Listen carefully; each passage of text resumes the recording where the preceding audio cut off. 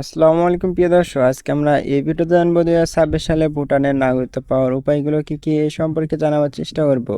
তো প্রিয় দর্শক, ভিডিওটি শুরু করার পূর্বে আপনারা আমাদের চ্যানেলে নতুন হয়ে থাকলে অনুগ্রহপূর্বক আমাদের চ্যানেলটিকে সাবস্ক্রাইব করুন। প্রিয় দর্শক, 2026 সালে ভুটানের নাগরিকত্ব পাওয়ার উপায় সমূহ হলো: প্রথমে রয়েছে জন্মসূত্রে, যাদের বাবা মা উভয়েই ভুটানের নাগরিক, সন্তানরা খুব সহজে ভুটানের নাগরিকত্ব পেতে পারেন।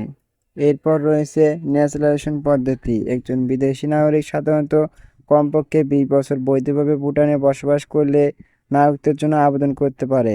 তবে ভুটান সরকারের চাকরিতে কর্মরত তাদের ক্ষেত্রে সাধারণত 15 বছর বসবাসের শর্ত প্রযোজ্য। এরপর রয়েছে নিবন্ধনের মাধ্যমে।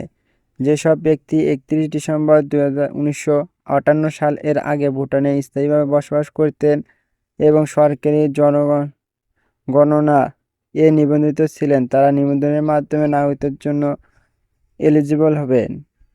বিশেষ সরকারি অনুমোদন: ভুটানের সরকার চাইলে বিশেষ কোনো রাষ্ট্রীয় সুবিধার কারণে কিছু লোকদের নাগরিকত্ব প্রদান করতে পারেন। তো প্রিয় দর্শক, মূলত এই 4টি উপায়ে নাগরিকত্ব প্রদান করা হয়।